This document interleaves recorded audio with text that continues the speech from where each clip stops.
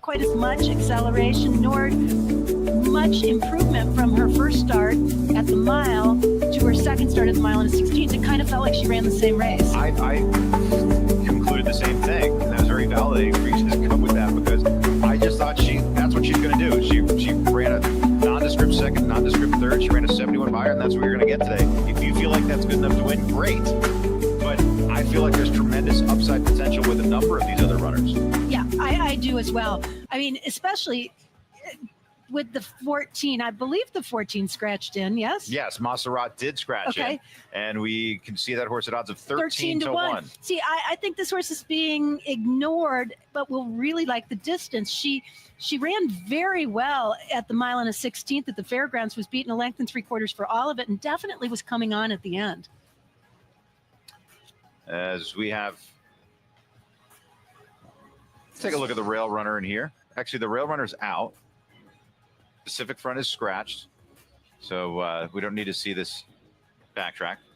For those of you wondering how we could make such an egregious mistake, we have been producing television from Churchill Downs for the last 16 straight hours. Every once in a while, something goes wrong. As we are 17 minutes out now, as fleetingly 8 to 5. And let's talk about the favorite, because that was a very, and not a surprising effort for a filly coming from Leopardstown in Ireland, because not good at the start. First time US, a lot of them not good at the start, but boy, did she make up some ground late. Yeah, she did. She really did. And in fairness, you know, Chad Brown does not gear his horses, especially his turf horses, up for the early part of the year. The winter is kind of a regrouping, reorganization, or introduction for a lot of these horses, a first step back towards something. So I kind of think that's what was the case.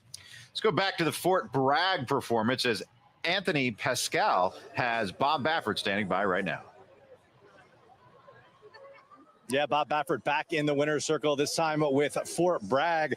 Bob, you had 2 in there. Were you expecting this kind of performance from Fort Bragg? Well, I was hoping to run 1-2. Fort Bragg been doing well, and, you know, Speedboat was coming off a long layoff, but it looked like he bled a little bit, and that's why they took him off, but hopefully he'll be fine. But, yeah, he likes this track. You know, I brought him here, and I've been pointing for this race for him. You know, I thought this would be a good comeback race for him. And I love coming for the undercards. You know, that's one thing I miss about Churchill is, you know, if you don't have a Derby horse, there's so much good racing. So hopefully we have some nice horses in on Saturday, and we got 10 on the Oak. So you were supposed to have 2 in the Derby. Obviously, the decision to scratch Rodriguez. Talk about that decision. Yeah, he had a little foot issue right after I breezed him, and it's just one of those things where it's still a little sensitive, and he's going to need a few more days. And you have to be perfect. If you're going to win the Derby, you got to be 100% perfect. So we'll just, you know, we're going to just point for, we have Citizen Bull in there, so we'll just point for the Preakness with him. Preakness still in the plans for Rodriguez? Yeah, he'll be fine. And how do you like Citizen Bull going into the race on Saturday? You drew the rail, obviously, but he has a good amount of early speed. You're just going to send from there? You know, Martin Garcia knows the horse really well. Horse been trained well on this track, worked really nice. You know, they've all worked well. And so, you know, I'm glad we started out with a win. That's a good sign that we brought the right horses. Fort Bragg wins the St. Matthews. Bob, thanks. Thank you. It's good to see you. And you can see he's taking it all in and enjoying it, right? And I think that some of these trainers, and we all know the Bob Baffert story from 2 years, we don't need to keep revisiting it, but you can tell how much he enjoys being back here at Churchill. You can tell, and you see, you know, Bill Mott this whole week, how happy and how much joy he's allowed himself to show on camera. Wayne Lucas, of course, the best perspective of anybody in the game. We get to some of these old timers, right? And they're, even though they're old timers, they're still at the highest level of this game, and you can see them all in one way or another letting themselves enjoy the moment a little bit. Well, it's the pinnacle of the sport. It's like an athlete not being allowed to the Olympics, or a football player not being allowed to the Super Bowl. You know, if you're out, sitting out, whatever reason it is, whether it's administrative injury or whatever, you want to get back. And he's happy being back here. The one thing I took out of that interview about Rodriguez, it wasn't like, oh, we'll see how he looks. Oh, we're pointing for the Preakness. Right. So Yeah. It's good that it's just a minor foot issue. And these minor issues, I mean, they'll drive you crazy as a trainer, Caton, but it's no worse for the wear, and he's going to be back in a couple of weeks for Preakness. No, exactly. And I mean, it is a part of the game. It's Right. something that all trainers know and live with. You hope it doesn't happen in the biggest race at the biggest time, but at the same time, it can happen anytime. You just don't hear about it the other 364 days of the year. That's the thing. So we've got race number 12 coming up in about 13 minutes. We got to get out to Hawthorne, though, as they are going into the starting gate for race number 7 in Stickney, Illinois. Sharp Stick out for the lead. Boone's Path came away well. Westeros done along the rail. Between horses, Indy charges on close up. Runaway Charlie is 5th. The outside, hands off the good 6th. Eternally Grateful on the rail 7th. And the early trailer is a Breakout Star. Looks like maybe the rider lost the irons aboard Breakout Star. And they move on to the backstretch. Make that Sharp Stick on the outside. The riders lost the irons on Sharp Stick. And on the mid backstretch they go.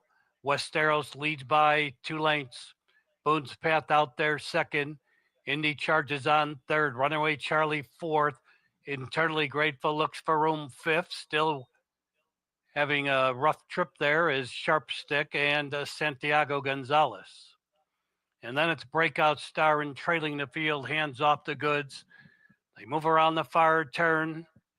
On the inside, Westeros 3 deep. Here's Runaway Charlie between those two. Boone's Path, Eternally Grateful, making an eye-catching move on the outside. Heads are turned for home. The nightcap. Runaway Charlie leads. Eternally Grateful coming to him on the outside 2nd. Dropping back there was Westeros. 3/16 to go. Runaway Charlie on the inside. Eternally Grateful on the outside. These two on even terms. 6 lengths back to Breakout Star, followed by Boone's Path and hands off the good. Deep stretch. Runaway Charlie's game. Eternally Grateful trying to get by. It's Runaway Charlie still there. Runaway Charlie and Eternally Grateful in a photo. Then it was Breakout Star, hands off the goods, and Indy charges on. Tight photo there at Hawthorne. We'll have the results in a little bit. Right now, Anthony Pascal is standing by with Hall of Famer Mike Smith. Well, it is a game of highs and lows. Unfortunately, Mike Smith on the receiving end of some bad news a short time ago. Mike, how did you find out that Rodriguez would be scratched? Bob called me. He'd popped a slight little, tiny little quarter cracks. I mean, something you probably could run on, but he's playing on the, cautious side, which he should do. And he should be fine for the Preakness. So hopefully we'll meet him down the road in a couple of weeks. What does this mean for you? I mean, going forward, I know you were counting on this horse. I know you were excited about this horse. Well, listen, everyone, it talks about my age, but this ain't my last Derby, buddy.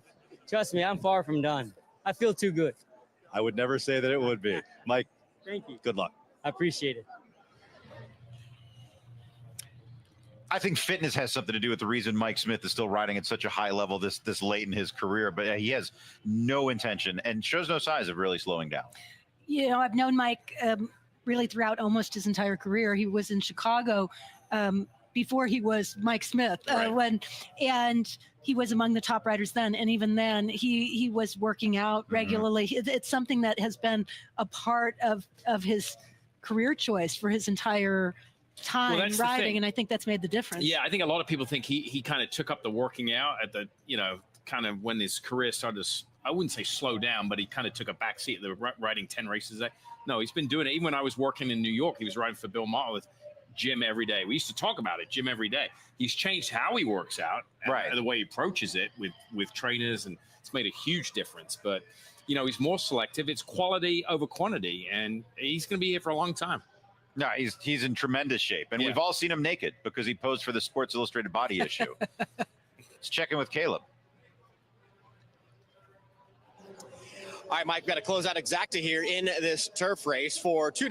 I'm going to go for the number 6 up on top. I feel like the number 6 is going in the right direction for Jack Sisterson. Finally ran a big race, and the horse that was second in there came back and ran very credible at Keeneland. And then also the 7. I'm going to lean on the 6 and 7 because I think they can get a tactical jump in this race. And then I'll layer the 9 and 10 underneath because I feel like the 9 and 10 should bring their best effort here late in the race. But not a lot of separation here. We've seen a horse like the 10's been favored 4 times. Now make it 5, I do believe, without having the win just yet. But ultimately, 6-7 on top, and I'll layer the 9 and 10 underneath in second. I like it. $12 play for a $2 increment. And he is keying a 3-to-1 shot on top and trying to get some functioning underneath. Oh, I'm sorry. He's got the 6 and the 7. He's got 11-to-1 and 3-to-1 on top. And then he's throwing in a couple more underneath. Yeah, and he was using Fleetingly underneath, right? Yeah, I mean, you probably won't find a better pedigree on the whole card today for Fleetingly. She's by Justify, out of a mare called Alice Springs. She was second in the Breeders' Cup Juvenile Fillies Turf a couple of years ago. Grade 1 winner in Europe. Great Coolmore pedigree there. I would have to say this is a nice price on the 9, Strive for Honor. I didn't pick the horse on top, but at 9-2 for a second-time starter who's beautifully bred for the grass, has had a little bit of time in between, and a barn that's 1-2 already on the day. I would agree with you, and especially with Sherry, second time out, kind of had the race, went to the sidelines. I bet comes back running today. So I wanted to ask you, Caden, because you've had an opportunity more than just about any of us to cover Cherie DeVaux's career, a lot of her racing, where she goes with her string of horses. You're usually close by. What makes her such a good trainer? And I know part of it is getting the horses, but what else is it about her? Well, I think that she spent a lot of time around some very good horsemen. And even before she worked as an assistant to Chad Brown, she worked for Chuck Simon, who has since passed away. But Chuck was a very good horseman. Chuck came up through the Alan Jerkins school. Yeah. So she's kind of been exposed to some of the very best horsemen over an extended period of time with some very different ways of doing things. And I think that helps you see that there probably isn't one right way. And you can kind of find your own path in the middle of all that. And she's also, right now, she's getting and has started to get at a pretty fast clip some very good horses as well. But that's only half the battle. You got to know what to do with them. When you I think she's had a great foundation. To your point, I mean, Chuck Simon wasn't known as a guy that's got a barn like Chad Brown. Right. God rest his soul, So she probably learned something a little different there. But I think it's very important to work around a trainer with good horses because sometimes it's hard to be a claimant trainer and make that transition when you get a really good one. It's different kind it's of very horse. different. And when I went to Belmont several years ago and interviewed her, she was in charge of a barn. She goes, come in here, Simon. There's 25 stall barn at Belmont. She was in charge of it. Chad had 2 barns. That was her barn. From stall 1 to 25, she goes, oh, this is the stakes barn. I'm like, really? This is your barn? No, we put all our stakes horses in there. There wasn't a horse that was lower than a grade 3 winner from stall 1 to 25. It's amazing. It's amazing. It really is. There's a look at the post parade here. BCAT Achieve 22-1, 16-1 on Royal Sweet coming up. Second timer for Kenny McPeak, who debuted down at the Champions Meet. That's Simon's feeling. It's my feeling. It's a funny looking thing. Kind of looks like a stretched out. Oh, yeah. How do you feel? How's that gut feeling now, pal? The 5 is out. The 6 is Hello Beauty off the layoff for Jack Sisterson. Caleb likes this one. Hasn't raced since February at Gulfstream. Stellify certainly has 2 good lines, but I just didn't see a lot of improvement from the first to the second. No, and the horse that beat her, Home Mission, got well beaten yesterday for Brendan Walsh in a race where she was favored. Kentucky Flame for Riley Mott, 27-1 for Tommytown Thoroughbreds. Strive for Honor, second-time starter for Cherie DeVaux. There's the 10 Fleetingly, who I picked on top for Chad Brown. Not much bang for your buck at 9-5, but makes some sense. Silks of Resolute Racing, another popular figure in horse racing, a race for the crown. The 11, that's John Stewart. The 11, My Gal for Jonathan Thomas. Again, she didn't like the race coming off the grass last time out, but going back to the turf, she'll be closing late on the outside. She will be, and she's at least had experience at the mile and an eighth. The 14, Maserat, I think will really like the mile and an eighth. I could see this horse surprising a few people. 4 minutes away from race number 12. Speaking of John Stewart, he just brought up Resolute Racing. He's standing by right now with Anthony. Resolute Racing has the 10 Fleetingly here in the final race of the day here at Churchill Downs. John Stewart of Resolute Racing is with me. John, do you feel like a little bit of a movie star now after your showing and race for the crown? Not really, but it's interesting to see yourself on television. I thought they did a good job with it. Yeah, overall, what do you think the show is going to do for horse racing going forward? I think it definitely has people talking. I have a lot of my friends that aren't in the horse racing that have reached out to me and they've seen it. So I think it's definitely broadening the audience. It's what we do with it at this point, and how we convert some of that, into more interest in the sport. Looking forward to this horse right here, Fleetingly. Tell me what you think of your chances. Look, I really love this horse. I actually picked her out of the lineup at Ballydoyle when she was training. She wasn't for sale. and I worked it into a deal at Coolmore. And so I've been really excited about her. And she ran at Tampa, did okay. Had a bad trip, still got third. So we feel really good about her chances. Current favorite, fleetingly here in the 12th and final at Churchill. John, good luck. Thanks. You know what we really need after Race for the Crown is Race for the Crown season 2. Like I don't know who the powers that be are, but another one of those wouldn't hurt. Well, I agree, and I loved it, but I would like to see more different personalities introduced, because we did get a cross section of some great personalities in the game for sure. Right. But there are women involved in the sport, Right. Oh. so I would like to. I would I'm like with to you. That's see season some. 2. Yes, absolutely. Exactly. That's season 2. Cherie DeVoe, and although the Katie Davis part they did was really good. That is true. That was is one of my true. favorite parts of the whole thing. That is true. Full disclosure, I haven't watched an episode yet. I'm binge watching on the flight home. That's what I'm going to do. Let's check. Are we checking with Anthony or Caleb again? My fault. We have Caleb Keller with Jack Sisterson.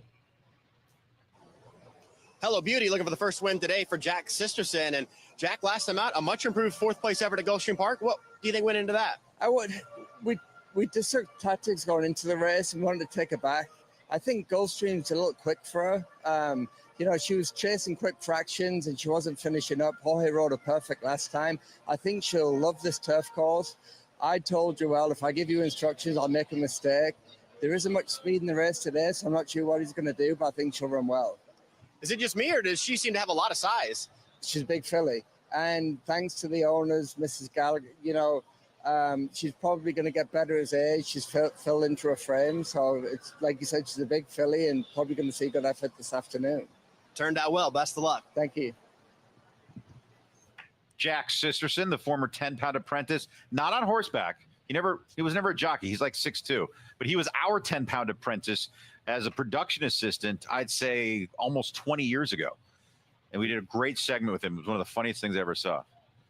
He used to bring us water to the set. Now he's training horses Derby week. Yeah, exactly. Just come along. Oh, now that is Kentucky right there. Hanging out on the front porch with a cold one. Look at that. Where is that? That's right across the street. You can park your car there for $50. That's outside of the.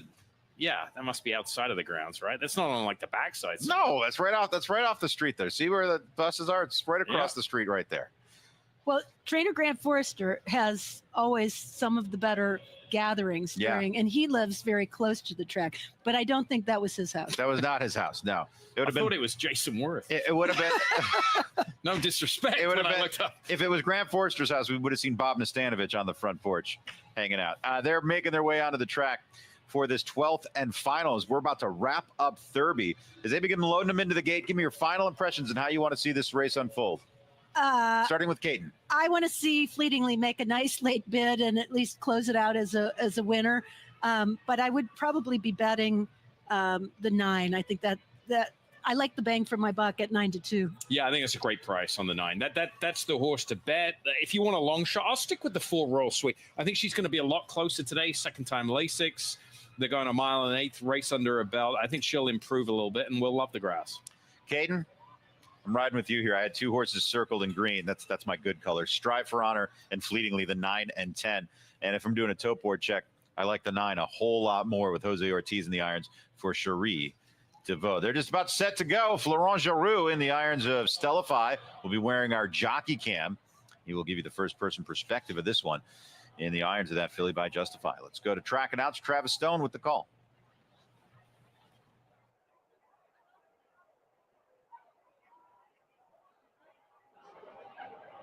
The rider's off. Strive for Honor. Strive for Honor acting up a little bit as Strive for Honor and Jose Ortiz had to get off her. She was acting up a little bit. They backed her out immediately. Let's see. We got an overhead view.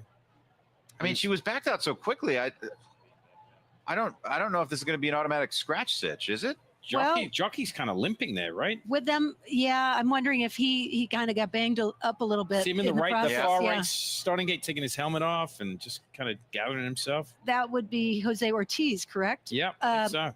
And the fact that they're taking everybody else out of the gate tells me that I don't know whether they're scratching the 9, but they're definitely anticipating a little delay. Yeah, I mean, he's on his feet, but he's I wouldn't say rung his bell. He's just walking it off, whatever it is. Trying to walk it off at Yeah. any rate. There's the horse. Yeah, they're going to take the tack off. And they are scratching Strive for Honor. As Travis Stone is making the announcement over the public address system here at Churchill Downs. Strive for Honor is a scratch. So a word about what happens in these cases. There is a vet right there who is watching everything that happens at the gate. So they are able to kind of look at the horse right off the bat and decide whether the recommendation is made to the stewards that the horse be scratched. In the meantime, there's also EMS and paramedics or team that can be called to attend to the jockey if it's needed. I saw him walk off with the tag. He did, yeah. Yeah, so I think that situation is okay. He walked off with the saddle. He's going back to the jock's room. So Strive for Honor, that's a monstrous late scratch. This horse was third choice at the time of the scratch. This horse was taking a lot of play, and I know a horse you and I both liked, Kate. And so now they're going to have to reset the front of the starting gate and get ready to roll. So a slight delay here on our closing race on Thurby. That, might change things just a little bit. Pace-wise, there's not a lot of early speed in the race. So a horse that kind of gets a cozy trip up close, I think, could have a pretty good shot. Yeah, absolutely. There's not a mile and 8. You go through the field of this race. There's nobody with any pace. I think the 4, I know I keep coming back to my horse. I think they're going to show a little more speed today at this mile and 8 trip, just coming out of that pretty quick mile down at Gulfstream Park. And fleetingly, obviously, she's going to be coming from far back if she replicates her most recent effort. Hello Beauty might be the one that's on the front end, right? Early or pretty close to it. Yeah, for sure. Comes out of some very fast races. Yeah. I thought Royal Sweet, the horse you like, Simon, might be a little more forwardly. Yeah, I think so. Yeah, for sure. I think that could be the move here for the Tis the Law filly as they go in. Now, are the 3-year-olds, are they the first crop? Is she part of the first crop of Tis the Law? I don't mean to throw you under the bus there. I just can't remember. I thought he was such a fantastically talented animal. Tistastic. Exactly. Tistastic. Yeah, sorry. He's become a very good turf sire as well. Yeah. As they go into the starting gate, we go to Travis Stone with the call. They're in the gate and they're off. Montserrat from the far outside broke well, and B-Cat from the inside broke well too. And Stellify is in between them as they meander by the stands for the first time. And it's B-Cat and Stellify. The two of them will share the lead together. Montserrat for that outside post angles in. A bit tough to control. There's Achieve in behind. Achieve tossing the head about and advances inside to grab third. Montserrat is back into fourth. 2.5 lengths back to Royal Sweet, who's racing in fifth. Hello Beauty is out of there sixth. My Gal covered up inside seventh, just alongside of Fleetingly, who is eighth and 9 lengths off the lead. And the early trailer is Kentucky Flame. Backstretch run. The opening quarter goes in 23 and 4. It's B-Cat coasting along on an uncontested lead so far. The lead is a clear length. Stellify in no hurry to go by, stalking intently while second. Achieve is more settled, third down toward the rail. Montserrat's within striking range, racing in fourth. Hello Beauty at mid-pack, only 3 lengths off the lead, fifth. Fleetingly reserved in sixth and started to make some progress now. Royal Sweet's going to take the Underland route. In between is My Gal, and wide at the back is Kentucky Flame as they round the far turn. B-Cat is under more pressure. Here's Stellify. Here's Montserrat, 2, 3 wide, coming on strongly. Achieve needs to find a way through, is boxed in. Fleetingly with a big move on the far turn. Fleetingly, she's right in it now. They're off the turn. Stellify comes away with a tenuous lead. Fleetingly set down for the drive in second. Hello Beauty trying to get on track back in third. Final 16th coming. Stellify digs in down toward the rail. Fleetingly wanders to the far outside, and with that, Stellify beat her. Stellify, the winner by 2.5 in the end. Fleetingly second, Hello Beauty third, and Montserrat was fourth. Stellify stubbornly would not relinquish the lead late, despite fleetingly flying, and it's going to be 7-10 across the wire. They slowed things down quite a bit in the early stages. 48 and change for the half mile enabled Stellify to kind of get the jump on horses like the 10 Fleetingly, who had to close late. Yeah, I wouldn't say quicker opening quarter than the second opening quarter. You're exactly right, Kate. And that just gave the horse a little breather there. And then you get that separation, and especially here at Churchill Downs, and it's hard to play catch up. So another winner and another runner up. Justifies run 1-2 here, by the way, for Coolmore. Stellify breaks the maiden in career start number 3. As we take a look at your unofficial winner of the finale. Thurby is complete. We're just waiting on things to go official for that final race. Tomorrow, Kentucky Oaks Day. It really gets rolling on Friday. We will have a packed house as we take a look at the current field and odds for the 151st running of the Kentucky Oaks. It'll be race number 11 tomorrow, 5:51 Eastern, 2:51 Pacific. Good Cheer, the 6-5 morning line favorite. She has been perfect throughout her career, Kaiten.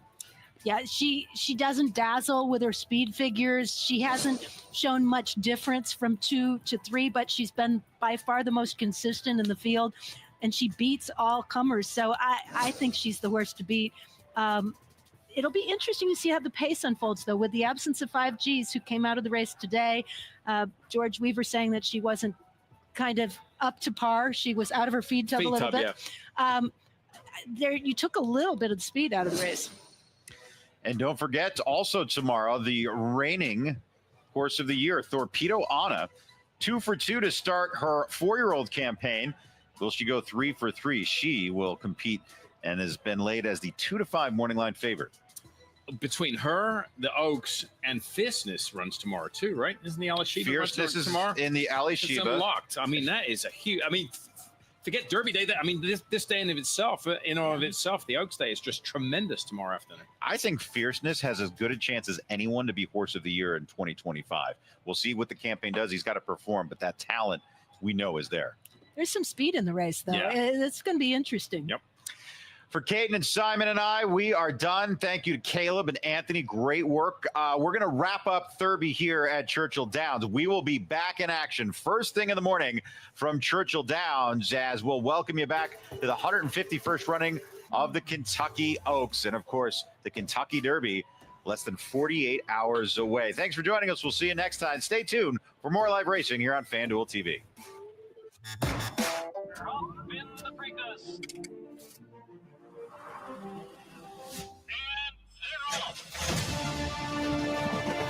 Espinosa with a lead by 6.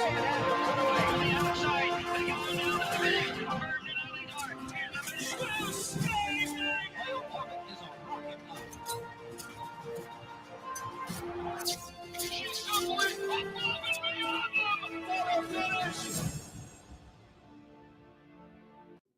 This is a potter's field. When people can't pay for their funerals, they are buried here.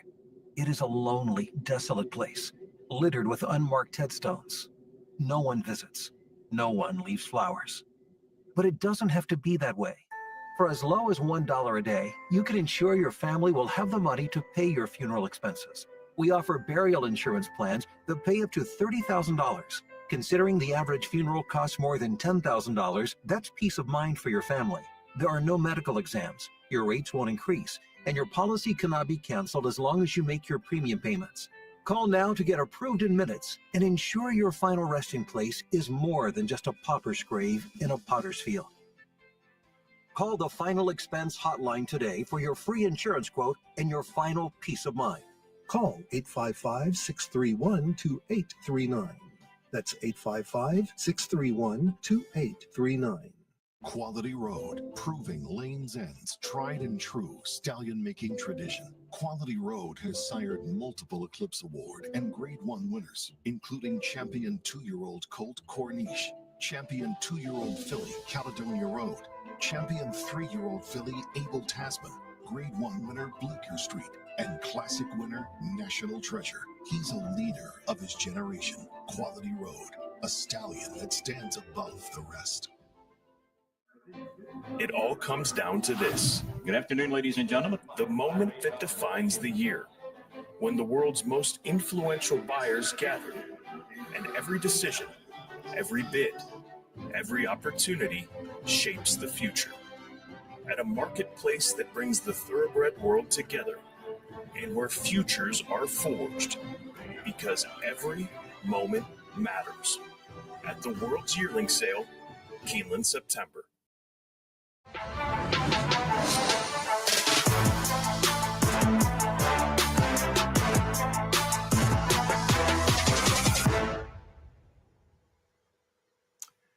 Good Thursday afternoon / early evening, and welcome aboard. I am Kurt Hoover, joined by my longtime friend Matt Crothers. Matt, we've got plenty of action this afternoon, racing from around the country, plenty of things to gamble on. And I can see a little smile on your face. Your T-Wolves got home last night, took care of the Lakers.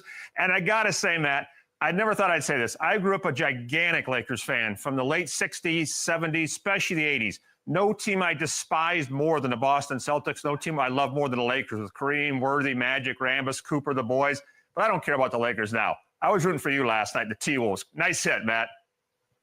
Thank you. I'm with you. I grew up in Southern California during the Showtime era. So my dad loved Boston. He used to kick me out of the room because he'd be betting, and he usually bet Boston. I'd be cheering for the Lakers against his wagers, and he'd tell me to go to my room. That happened a few times.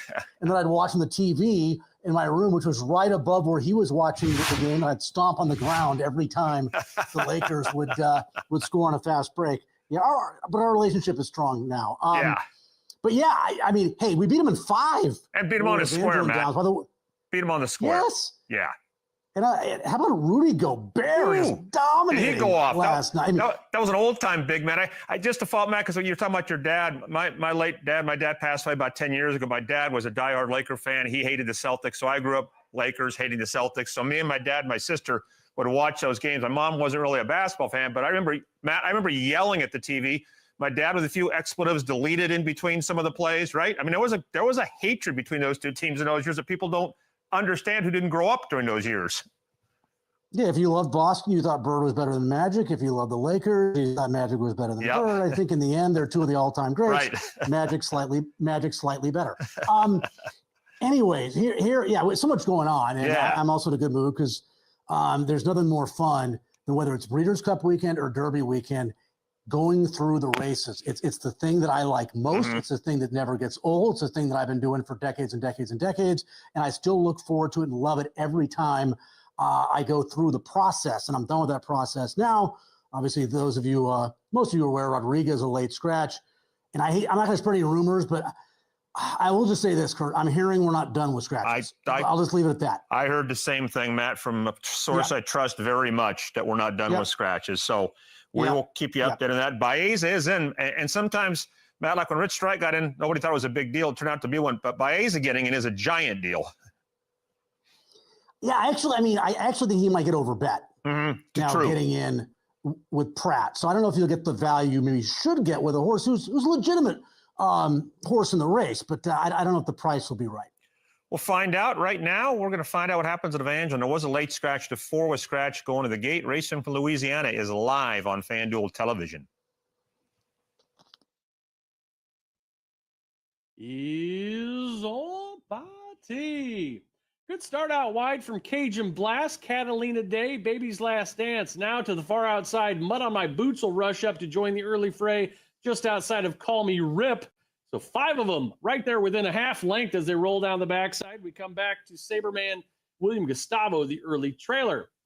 They're stacked across the track. It is on the inside Catalina Day, who's come on through to take the lead from Call Me Rip. Out wide is Cajun Blast in a tight spot down on the rail, sliding through Baby's Last Dance, just split traffic and rushed up into contention. It's the length and a half back to Mud on My Boots, who's now back to 5th. William Gustavo tries to get a bid together, and Saberman's the trailer off the turn. Catalina Day and Baby's Last Dance, they are side by side as they come off the turn. Out in the center, look out for William Gustavo, who is rolling. Furlong to go. Catalina Day, Baby's Last Dance. They're going to have to hold off William Gustavo, who is gaining with each and every stride. Catalina Day, the lead is 2. Looked like he may have just bounced off the rail. Catalina Day, William Gustavo right at the wire. William Gustavo may have just got Catalina Day, who got a little wobbly late in the lane. Matt, I think what happened, if I saw that right, I think the horse was in the lead saw the shadow of the light tower. In there. There's not very much. And I think that's why he ducked towards the rail. Coming up. What up? It just seemed like at the timing right when that. Hey, can you hear me okay? Yeah, I can hear you. Okay, cool. We're live on like 3 platforms right now. Nice.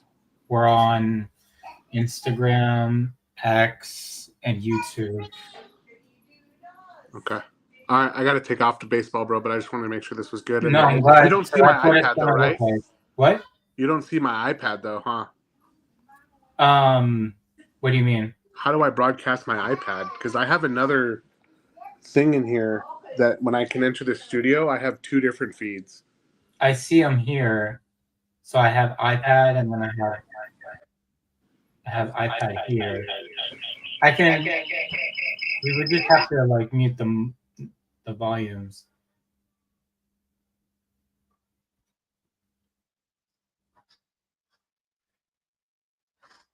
I have to test the audio. Can you try talking? I took off the audio on one. I just have to turn the There you volume go. on the other one down. That's the only thing I got to do. Okay. So yeah, you can pull in as many devices as you want. But how do I get what I want on my iPad to show up?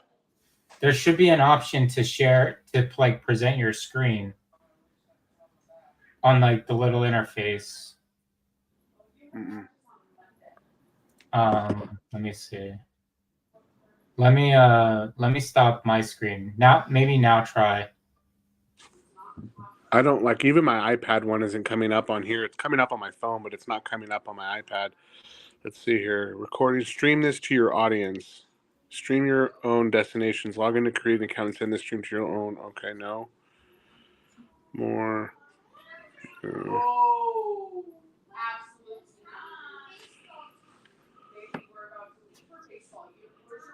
I'm gonna do a test real quick. Hey, let me call you back, bro. I gotta go. No, you're good. You're good.